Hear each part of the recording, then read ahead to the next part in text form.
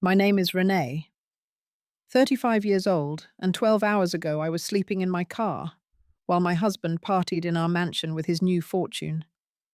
20 years we built everything together from nothing, and I thought when he got that lottery win notification while I was at work, all our dreams would finally come true.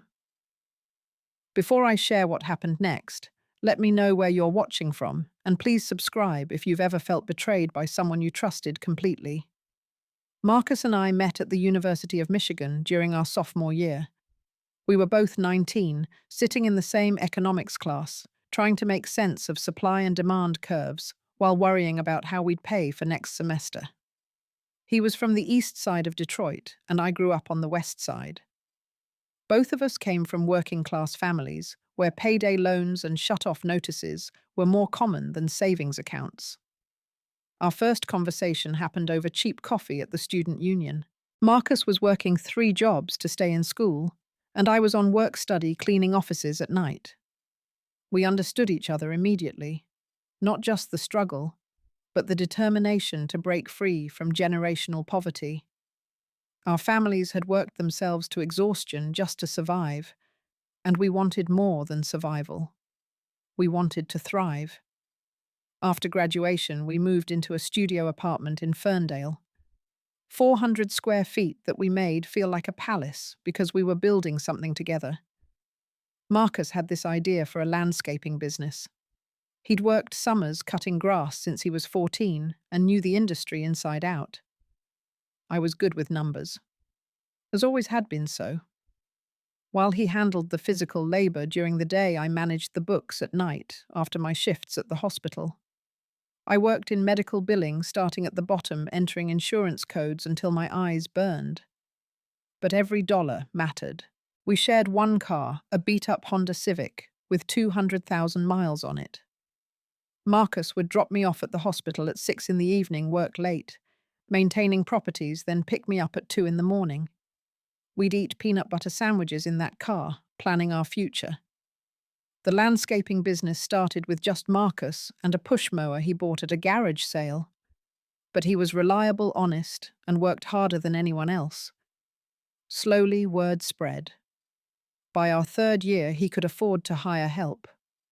By our 5th year, we had 3 crews working throughout Metro Detroit. I'd been promoted to billing supervisor at the hospital, and finally our combined income let us breathe a little. Every Friday we had this tradition. We'd buy 1 lottery ticket at the gas station on 8 Mile Road. Just 1 Mega Millions quick pick. $5 a week for hope, Marcus called it. We'd joke about what we'd do if we won. Pay off my parents' mortgage, fix his mother's roof, start college funds for the kids we planned to have once we were financially stable. Take a real vacation somewhere with clear water and white sand. But life kept throwing curveballs. My father had a heart attack and couldn't work anymore. Marcus's mother was diagnosed with diabetes and needed expensive medication. We paid for what we could, delaying our own dreams. The kids we wanted would have to wait. The house we saved for stayed just out of reach. Still, we were partners in everything. When Marcus's back gave out from years of physical labor, I worked overtime to cover our bills while he healed. When I had a miscarriage, we never told anyone about he held me through the darkest nights. Every decision went through both of us. Every sacrifice was shared. Every small victory celebrated together. After 15 years of grinding, we finally bought a house. Nothing fancy, just a 3-bedroom ranch in Sterling Heights. The previous owners had let it go, but Marcus saw potential. He renovated it himself, room by room, while I painted and decorated with thrift store finds. We still drove used vehicles, his work truck with rust spots, and my Honda that now had 300,000 miles. But we were building something real. The business was solid, employing 12 people full-time. I'd helped Marcus get his contractor's license, and we'd expanded into commercial properties. We weren't rich, but we weren't struggling anymore. We had health insurance, a retirement account, and even a small emergency fund. After 20 years together, we'd built a life from nothing but determination and love. That's what made what happened next so devastating. We weren't just husband and wife. We were best friends, business partners, and each other's entire support system. Every dream we had included the other person. At least that's what I believed. It was a Thursday morning in October when everything changed. I was at my desk at the hospital, reviewing insurance claims and dealing with the usual chaos of medical billing. My phone buzzed with a text from Marcus. Check the lottery numbers from last night. My heart usually skipped when he sent that message, even though we'd never won more than $20. I pulled up the Michigan Lottery website on my computer. The Mega Millions jackpot had been sitting at $650 million for weeks, rolling over again and again. I grabbed our ticket from my purse, the one we'd bought last Friday, like always. First number matched. Second number matched. My hands started shaking. Third, fourth, fifth, and then the mega ball. All 6 numbers lined up perfectly. I must have checked 20 times, certain I was reading it wrong. But there it was. We'd won $650 million. Before taxes, it would be about $400 million if we took the lump sum. More money than either of our families had seen in generations combined. I called Marcus immediately, my voice barely working. He was at a job site in Rochester Hills, and when I told him, he didn't believe me. I sent him a photo of the ticket next to my computer screen showing the winning numbers. The silence on his end lasted so long I thought we'd been disconnected. Then he started yelling, not angry yelling, but pure joy. His crew probably thought he'd lost his mind. We agreed to meet at home immediately. I left work telling my supervisor I had a family emergency. Marcus beat me home, his truck parked crooked in the driveway. When I walked in, he picked me up and spun me around the living room. We were both crying, laughing, unable to form complete sentences. 20 years of struggle, and finally life was giving us a break. But then Marcus said something that gave me the first tiny flutter of concern. We need to claim this ticket right away before anyone finds out. And I should go alone for safety. You know how people get when money's involved. It made sense, I thought. We'd heard stories about lottery winners getting robbed, harassed, even killed. So I agreed. While Marcus went to claim the ticket, I stayed home and started making lists. A financial advisor was first priority. College funds for our future children. Pay off both our parents' homes. Set aside money for the employees who'd been loyal to us. Maybe expand the business or sell it and try something new. My mind raced with responsible, thoughtful plans. Marcus came back that evening with a lawyer I'd never met. Douglas something with a downtown Detroit address and a suit that probably cost more than our monthly mortgage.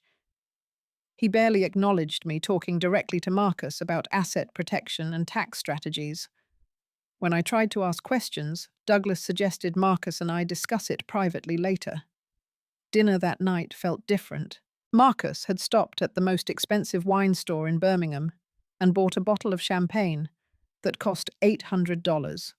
$800 for something we'd drink in 20 minutes. When I mentioned it seemed excessive, he laughed. Baby, we're worth $400 million now. $800 is nothing. He talked non-stop about his plans. A Lamborghini, a boat, maybe a house in Florida for winters. He wanted to shut down the landscaping business immediately. When I suggested we help our employees transition, maybe give them severance packages, he waved me off. They'll be fine. They'll find other jobs. His phone kept buzzing throughout dinner. Old friends from high school suddenly remembered he existed. His brother Tony, who we hadn't heard from in 2 years, was texting about an amazing investment opportunity. Marcus responded to everyone telling them the good news, inviting them over to celebrate. By the time I finished cleaning up dinner, half of Detroit seemed to know about our windfall. Marcus was passed out on the couch, the expensive champagne bottle empty beside him. I covered him with a blanket and went to bed alone, a knot of worry forming in my stomach. That should have been my first real warning. In 20 years, Marcus had never made a major decision without me. Now he was making dozens, and I was becoming background noise in my own life. The money hit our bank account Monday morning. $412 million after taxes and the lump sum reduction. I saw it when I checked our account from work, that impossible number staring back at me from my phone screen. By lunch, Marcus had already spent $200,000. I found out when he showed up at the hospital in a bright orange Lamborghini, not leased, not financed, but purchased outright. The entire billing department rushed to the windows to see it. My co-workers looked at me differently, some with envy, others with a strange kind of pity. Marcus strutted through the hospital like he owned it, kissing me in front of everyone, announcing that his wife would never have to work another day in her life. Except I hadn't said I wanted to quit. I'd worked hard for my position, spent years building my career. But Marcus didn't ask. He'd already decided for me, just like he'd decided about the car I'd never seen before that moment. That afternoon, he shut down the landscaping business. No notice to clients, no severance for employees. Just sent a group text that said operations were ending immediately. Jose, who'd worked with us for 8 years, called me crying. He had 3 kids and a mortgage. I promised to help him, but when I tried to access the business accounts to cut him a check, I found out Marcus had already closed them. By Tuesday, our house was full of strangers. Marcus's brother Tony arrived with a girlfriend I'd never met, and 2 men who claimed to be investment advisors, but looked more like club promoters. They set up camp in our living room, bottles of $1,000 scotch appearing on every surface. Marcus held court like a king, everyone laughing at his jokes, agreeing with his every word. His childhood friend, Jerome, materialized Wednesday morning. Jerome, who'd been in and out of prison for fraud, suddenly became Marcus's closest advisor. He brought his girlfriend, Tiffany, a woman half his age, who wore designer clothes and kept whispering in Marcus's ear. She complimented his watch, his car, his house, everything except me. When we were introduced, she looked through me like I was furniture. Thursday, I found a receipt from Cartier, $50,000 for a watch. When I confronted Marcus, he exploded. "Why are you monitoring my spending? Don't you trust me? I'm a grown man, Renee. This is my money too." "No, actually, it's my money. I bought the ticket." Those words cut deep. I reminded him of every sacrifice I'd made, every night I worked while he built the business, every dollar I'd saved and managed. His response was cruel. "You were always so controlling, so careful. Maybe if you'd loosened up, we'd have enjoyed life more. Maybe you'd have been able to give me children." The miscarriage we'd grieved together became a weapon in his mouth. I walked out of the room before I said something I couldn't take back. But when I came back an hour later, I found something worse. His phone was on the counter, and dating app notifications kept popping up. Tinder, Bumble, Hinge, all active, all with recent matches. When I showed him, he didn't even look guilty. "We're rich now, Renee. Rich people have different arrangements. You're so suburban in your thinking. Besides, you've been cold lately. A man has needs." The gaslighting was so blatant, so different from the Marcus I'd known for 20 years, that I wondered if I was having a nightmare. Friday afternoon, I came home from my last day at work. I'd given notice not because Marcus demanded it, but because I couldn't handle the circus my life had become. The house was packed with people I didn't recognize. Music blasted from speakers Marcus had installed that morning. Women in tiny dresses took selfies with our things. Men in expensive suits made deals in our kitchen. I tried to go to our bedroom to escape, but found 2 strangers doing cocaine on our dresser. When I screamed at them to leave, they laughed and told me Marcus said it was cool. I found him by the pool, Tiffany on his lap, his hand on her thigh. The look he gave me wasn't even apologetic. It was annoyed, like I was interrupting. That night, I discovered all my personal items had been moved to the garage. My clothes in garbage bags, my photos in boxes, my grandmother's china shoved in a corner. Our bedroom had been transformed into something from a bachelor pad, black sheets and mirrors everywhere. The wedding photos were gone. 20 years erased in 5 days. Marcus found me crying in the garage. Instead of comfort, he offered cruelty. This isn't working, Renee. You're stuck in the past. I've evolved. I need someone who matches my new energy. You should find your own place. I'll give you some money to get started. Maybe 50,000. That's generous, considering you didn't contribute to winning the lottery. I looked at this stranger wearing my husband's face and realized the money hadn't changed him. It had revealed him. Every selfish impulse he'd suppressed for 20 years was now freed by financial security. The partner I thought I had never existed. He was just playing a role until he didn't need me anymore. Friday evening started like a scene from my worst nightmare. I'd gone back to the house after driving around for hours, hoping Marcus would have come to his senses. Instead, I walked into a party that looked like something from a music video. People I'd never seen before were everywhere drinking champagne from bottles that cost more than most people's rent. Marcus stood in the center of our living room holding court with his new crew. When he saw me, his face twisted into something cruel. "Everyone meet my soon-to-be ex-wife, Renee. Let me tell you all why she's leaving." The room got quiet. Everyone's eyes on me like I was entertainment. She never gave me children in 20 years. Too focused on her career, too selfish to make our family complete. The words hit like physical blows. We'd agreed to wait. The miscarriage had destroyed us both, or so I'd thought. Now he weaponized our deepest pain for an audience of strangers. Always nagging about money, he continued. Every dollar I spent needed her approval. Couldn't buy a new truck without a business meeting. Couldn't enjoy life without a budget spreadsheet. 20 years of being treated like a child with an allowance. The crowd murmured, some laughing, others looking uncomfortable. I stood frozen, unable to defend myself against this public execution of my character.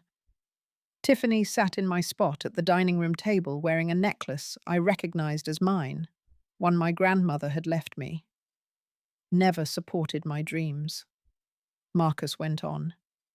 When I wanted to expand the business faster, she held me back. When I wanted to take risks, she filled my head with fear. I won this money despite her, not because of her.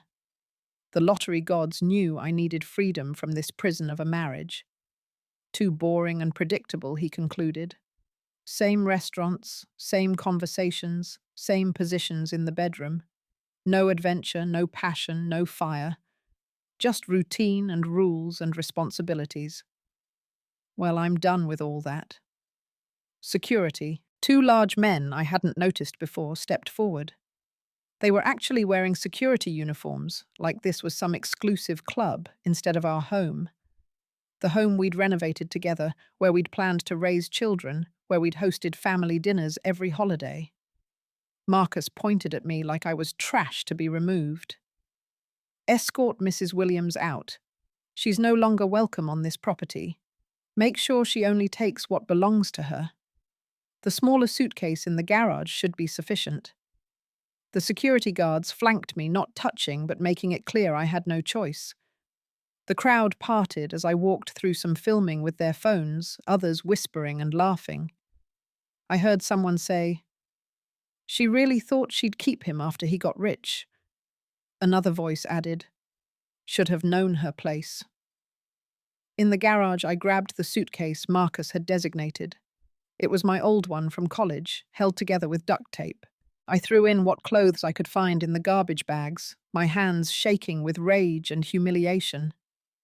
My jewelry box was gone, including my mother's wedding ring I'd planned to pass down to our daughter someday. When I tried to take photo albums, one of the guards stopped me. Mr. Williams said only clothes and personal hygiene items. The photos stay. 20 years of memories, and I couldn't even take pictures. Our wedding album, vacation photos, everything that proved we'd been happy once, all held hostage. Marcus appeared in the garage doorway, dangling my car keys. The Honda, not his work truck, certainly not the Lamborghini. Be grateful I'm letting you keep that piece of junk. Consider it severance for your years of service. The crowd behind him erupted in laughter at his clever cruelty. I took the keys, my hand brushing his, and felt nothing. This person wasn't my husband. Marcus had died the moment that money hit our account, replaced by this monster who wore his face, but shared none of his soul. The garage door opened, and I drove out to a chorus of mockery. Someone threw a champagne bottle that shattered on the driveway behind me. In the rearview mirror, I saw Marcus kiss Tiffany while his new friends cheered. My phone started buzzing immediately with notifications. Videos of my humiliation were already appearing on social media. I drove to my best friend Angela's house on autopilot. Her car wasn't in the driveway, and then I remembered she was traveling for work, wouldn't be back until Sunday. My sister Patricia lived 2 hours away in Lansing. My parents were in Florida for the winter, living in a retirement community we'd helped them afford. I checked our bank accounts from my phone. Everything was gone. Joint checking, joint savings all closed or with my name removed. The business accounts I'd managed for 15 years now showed access denied. My credit cards, all linked to Marcus's accounts, declined when I tried to buy gas. I called 3 different divorce lawyers that night. Each one wanted a $10,000 retainer just to start. When I explained my situation, they suggested I borrow from family or friends. But everyone I knew was working class. No one had that kind of money lying around, and I was too ashamed to ask. The hospital parking garage became my refuge. Sam, the night security guard I'd known for 10 years, found me there at midnight. He didn't ask questions, just brought me coffee, and told me I could stay as long as I needed. I reclined the driver's seat and tried to sleep. But every time I closed my eyes, I saw Marcus's face as he destroyed me in front of strangers. My phone showed 57 missed calls from numbers I didn't recognize. The few I answered were reporters wanting my side of the story. Apparently, Marcus's party was live streaming, and the drama of him kicking out his wife had gone viral in Detroit. I turned off my phone and cried until my body had nothing left to give. 20 years of building a life together, and it took him less than a week to destroy it all. I fell asleep thinking about the young couple we'd been sharing peanut butter sandwiches in this same Honda planning our future. If I could go back, I'd tell that girl to run. Love wasn't enough when money revealed someone's true character. Saturday at 3 in the morning, my phone started buzzing so insistently that it woke me from the few minutes of sleep I'd managed.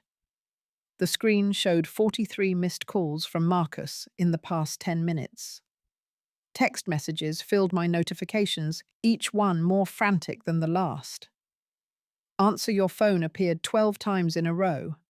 Then where are you with increasing numbers of question marks? Emergency, please, followed by just my name, over and over. Against my better judgment, on the 20th consecutive call, I answered. Marcus's voice was unrecognizable. He was sobbing so hard I could barely understand the words. Between gasps and what sounded like hyperventilation, I pieced together fragments. Party. Out of control. Police. Stolen. Everything gone. Need you. Please come back. Can't handle this. I sat up in the hospital parking garage, still groggy and disoriented. Slow down, I said, though part of me wanted to hang up and let him drown in whatever disaster he'd created. What happened? After you left, the party got bigger. Someone, maybe Jerome, posted the address on Instagram and Twitter with hashtags about a millionaire's mansion party. By midnight, there were over 300 people in our house. Marcus could barely get the story out between sobs. I didn't know any of them. They were breaking things, stealing everything. The security guards he'd hired to throw me out had abandoned their posts when the crowd got violent. Someone drove the Lamborghini through the garage door and disappeared with it. The house was ransacked. Furniture, destroyed holes punched in walls we'd spent weekends painting together. But that wasn't even the worst part.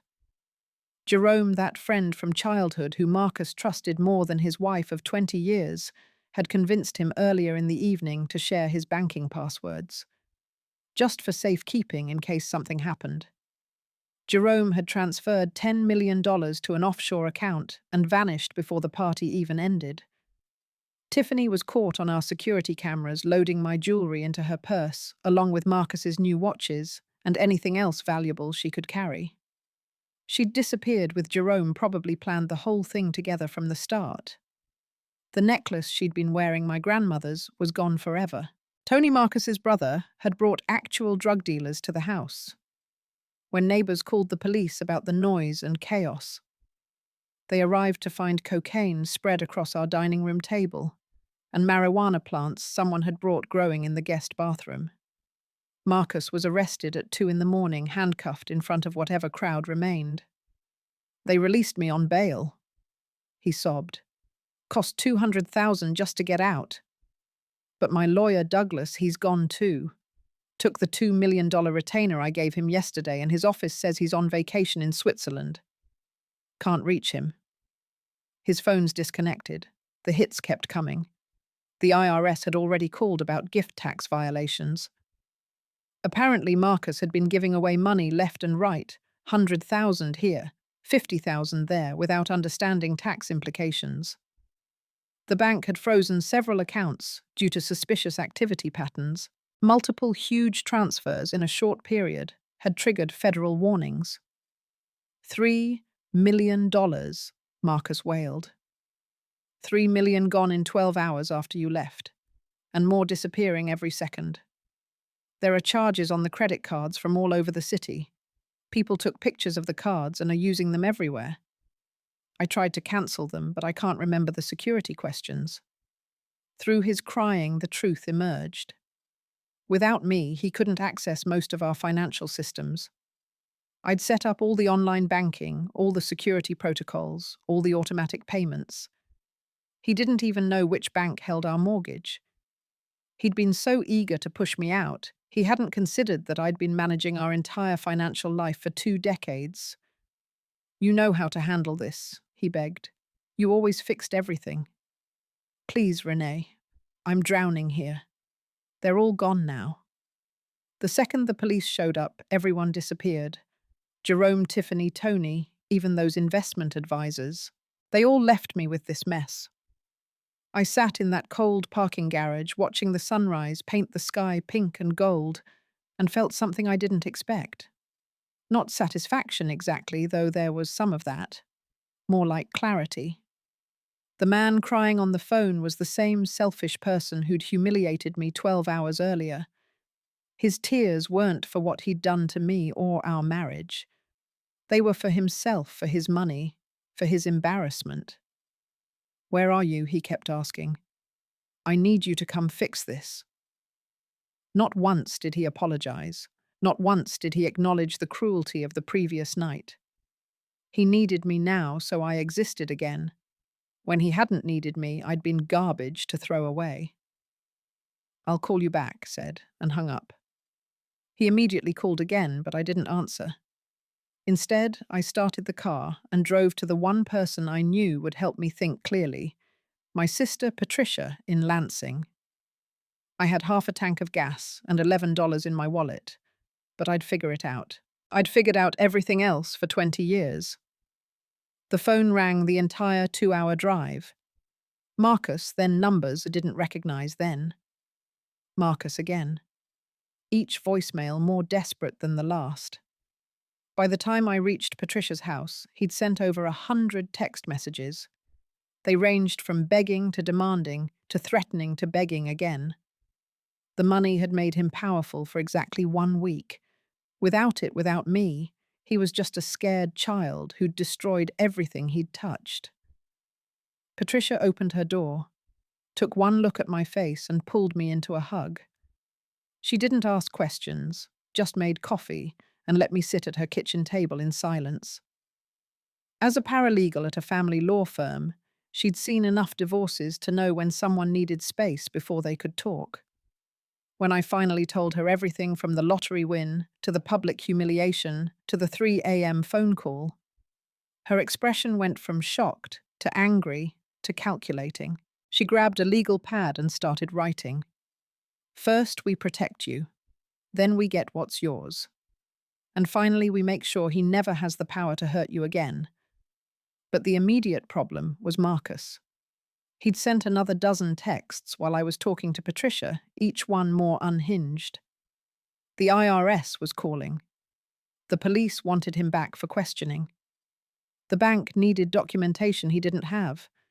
The house was destroyed, and insurance wanted forms he didn't understand.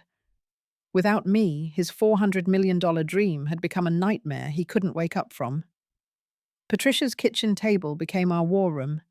She pulled out her laptop and started researching while I finally answered Marcus's 507th call of the morning. His voice was hoarse from crying, and I could hear chaos in the background, like things being thrown or broken. The house is destroyed, Renee. Every room. They even ripped copper pipes out of the walls. The insurance company says the damage might not be covered because I violated the policy by having over 300 people here. That's $2 million in repairs at least, and I don't have it. Everything's frozen or gone. Patricia slid a note across the table. Get everything in writing. Record if Michigan allows it. I nodded and put the phone on speaker, starting the recording app. Michigan was a one-party consent state, meaning I could legally record without telling him. I need you to come back and handle this. Marcus continued. You know all the passwords, all the accounts. The mortgage company is calling about missed payments. I don't even know how to access the automatic payment system you set up. The landscaping equipment is being repossessed because the lease payments bounced. Patricia wrote furiously, creating a list of admissions he was making. Financial dependence, inability to manage assets, destruction of marital property. Each confession was evidence for the divorce she was already planning in her head. I'll help you, I said carefully, reading from Patricia's notes. But I have conditions. First, we meet at a lawyer's office, not the house. Second, you sign a legal agreement giving me control of the remaining assets. Third, 50% goes into an irrevocable trust with me as the sole trustee. That's extortion, Marcus screamed. Then his voice broke. Fine. Whatever. I'll sign anything. Just make this stop. The FBI called about the wire transfers. They think I'm money laundering. I need you, Renee. You're the only one who really knew how to handle our life. Patricia already had her firm's senior partner on the phone in the other room. Within an hour, we had an appointment for that afternoon. Her boss, William Chen, was one of the best divorce attorneys in Michigan, and he was very interested in a high-asset case involving lottery winnings. The drive back to Detroit felt different than the desperate escape 12 hours earlier. Patricia followed in her car, having called in sick to work. We stopped at Target, where she bought me a professional outfit with her credit card. If you're taking control, you need to look the part, she said. Marcus was already at the law office when we arrived, and I barely recognized him. His designer clothes were wrinkled and stained. His $50,000 watch was gone, probably stolen or pawned. His eyes were bloodshot, and he looked like he'd aged 10 years overnight. The arrogant king of yesterday was now a broken man. William Chen laid out the agreement with surgical precision. The remaining lottery assets, approximately $397 million, after the initial losses would be split.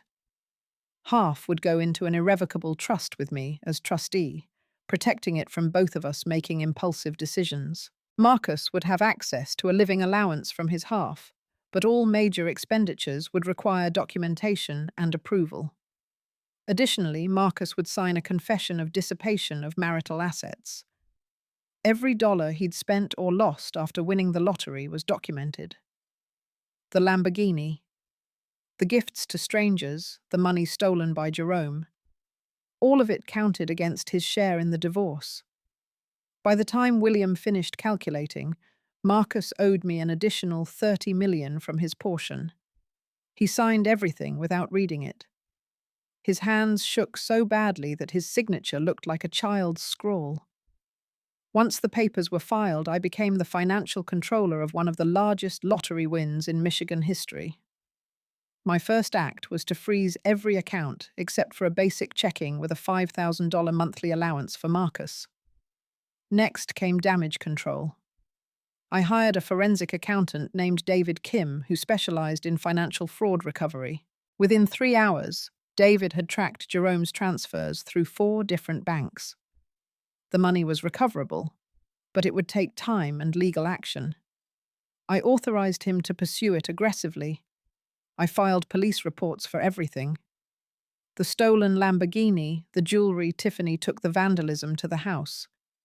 Having security camera footage helped, though. Watching Tiffany rifle through my grandmother's jewelry while laughing made me physically sick. Some pieces were already appearing in local pawn shops, and I sent Patricia to recover what she could.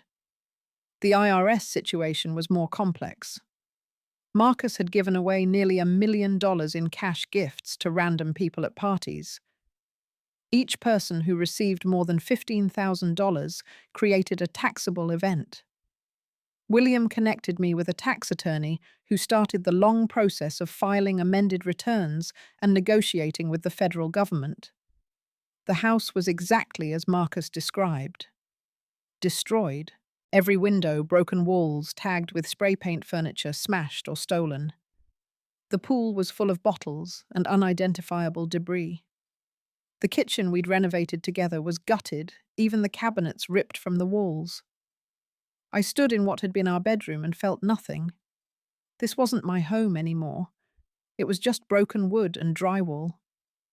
I hired a restoration company and put the house on the market as is. Some developer would buy it, gut it completely, and build something new. That felt appropriate somehow. Let someone else create fresh dreams where ours had died. Marcus texted constantly, alternating between begging for more money and demanding to know why his credit cards didn't work. I didn't respond. William had advised no contact except through lawyers. Every pathetic message just reinforced that I was making the right choice. By evening, I'd accomplished more in 12 hours than Marcus had in his week of wealth. The hemorrhaging of money had stopped. Recovery procedures were in motion. The IRS was satisfied with our response plan. The FBI cleared Marcus of money laundering after I provided documentation showing he was just stupid, not criminal. I checked into a modest hotel that night, paid for with a new credit card in my name only. Patricia stayed with me, and we ordered Chinese food and watched terrible reality TV. For the first time in over a week, I felt like I could breathe. The money was just money. But my self-respect, my dignity, my ability to stand on my own feet, those were priceless, and I'd reclaimed them all. 6 months have passed since that insane October weekend when my entire life exploded and reformed into something I never could have imagined. I'm sitting in my new townhouse now, smaller than the house Marcus and I shared, but genuinely mine in every way that matters. The walls hold my photos. My grandmother's china sits in my cabinet, and no one can ever force me to leave. The divorce was finalized 3 months ago. After all the forensic accounting and legal negotiations, I walked away with $210 million. Marcus kept $187 million, though much of that went to paying off his debts, fines, and the various lawsuits from his week of madness. The last I heard, he was working construction again, living in a modest apartment in Warren, trying to rebuild some semblance of a normal life. We text occasionally strictly about business matters related to selling the house or final tax filings. There's no anger in those messages anymore, just a profound sadness for what we lost. Not the money, but the partnership I thought we had. 20 years of believing we were a team, only to discover I'd been playing alone the whole time. My business, Renee Williams Financial Consulting, opened 2 months ago. I specialize in helping lottery winners and people who receive sudden wealth manage their windfall responsibly. You'd be amazed how many people need this service. My first client was a nurse from Flint who won $50 million and was terrified of ending up like all those cautionary tales she'd read about. I tell every client my story, not for sympathy, but as a warning. Money doesn't change people. It reveals them. It removes the constraints that keep selfishness in check. If someone shows you who they really are when they no longer need you, believe them the first time. The recovery of stolen assets continues. We got back $4 million from Jerome, though he's now serving 3 to 5 years for wire fraud. Tiffany was arrested trying to sell my grandmother's necklace to an undercover cop. Most of the jewelry was recovered, though some pieces are gone forever. The Lamborghini was found wrapped around a tree in Ohio, totaled but insured. Marcus's brother Tony overdosed 4 months ago. Despite everything I paid for his funeral, Marcus couldn't afford it, and their mother didn't deserve to see her son buried in a pauper's grave. Marcus thanked me afterward, the first genuine emotion I'd heard from him since before the lottery win. I'm dating again carefully and slowly. His name is James, and he's a high school principal who has no idea how much money I have. We met at a coffee shop where I was reading and he was grading papers. Our first 3 dates were walks in the park, free concerts, and a picnic he packed himself. When he finally Googled me and found out about the lottery, he offered to sign any prenuptial agreement I wanted. That's how I knew he was worth knowing better. Therapy has been essential. Dr. Martinez helps me process not just the betrayal, but the 20 years of subtle signs I'd missed or dismissed. The way Marcus always said when discussing his business successes, but we when problems arose. How he'd make major purchases and tell me afterward, claiming he forgot to mention it. The jokes about me being the boring one that weren't really jokes at all. I've also been working with a trauma coach who specializes in financial abuse. Yes, that's a real thing. When someone uses money to control, humiliate, or abandon you, it creates specific psychological wounds. Learning that what happened to me has a name and a treatment plan made me feel less crazy and more capable of healing. My work with women's shelters started 3 months ago. I speak once a week about economic abuse and financial independence. Some of these women's stories make mine look like a fairy tale. The woman whose husband hid assets for years before leaving her penniless with 3 kids. The lady whose boyfriend stole her identity and ruined her credit. The survivor whose ex-husband still controls her through court-ordered financial arrangements. I've set up a fund that helps women leave abusive situations. It covers security deposits, moving expenses, and legal fees. Last month, we helped 14 women start new lives. One of them sent me a photo of her and her kids in their new apartment, finally safe. That image means more to me than any amount of money ever could. The old house finally sold last month to a developer who plans to build condos. I drove by one last time before the demolition.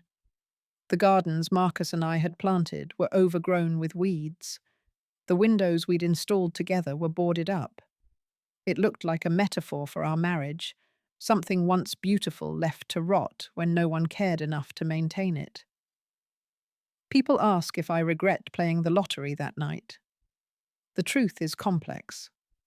Without that win, I might have spent another 20 years with someone who didn't really love me, just needed me.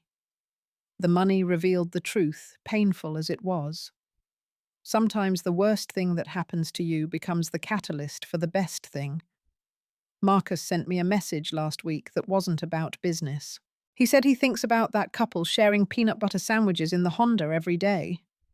He wishes he could go back and be that person again, the one who knew what really mattered. I didn't respond.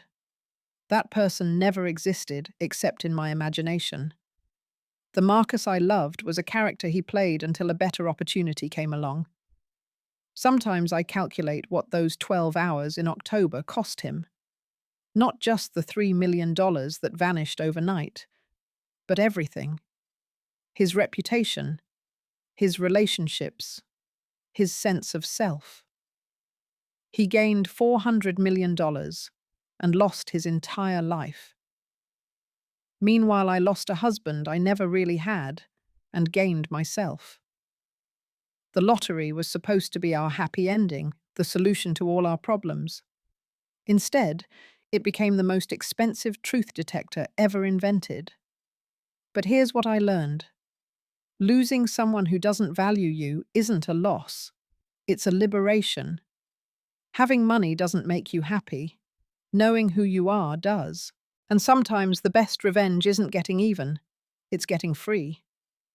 I still buy a lottery ticket every Friday, just one quick pick at the same gas station on 8 Mile Road. Not because I want to win again, but as a reminder. Money is just money. It can build or destroy, reveal or conceal, liberate or imprison. The choice isn't in the winning, it's in what you do next. If you've made it this far in my story, you probably understand something about betrayal, about building something with someone, only to watch them tear it down the moment they don't need you anymore. I want you to know that you're going to be okay. Better than okay, actually. You're going to be free. So let me ask you, where did you watch this from today? What part of my story resonated with your own experience? Drop a comment below and let me know. If this story helped you see your own situation more clearly, please hit that like button. It really helps other people who need to hear this message find it. And if you haven't already, please subscribe and hit the notification bell. I share stories like this every week, real experiences from real people who've survived what seemed unsurvivable. Most importantly, if you know someone who needs to hear this story, please share it with them. Sometimes the right story at the right time can change everything. You never know who might be sitting in their car right now, wondering how they'll survive their own October weekend. Thank you for spending this time with me, for letting me share the hardest and ultimately most liberating experience of my life. Remember, your worth has nothing to do with who chooses to value you. You are complete, all on your own. Until next time, this is Renee reminding you that sometimes losing everything is how you find out you had yourself all along.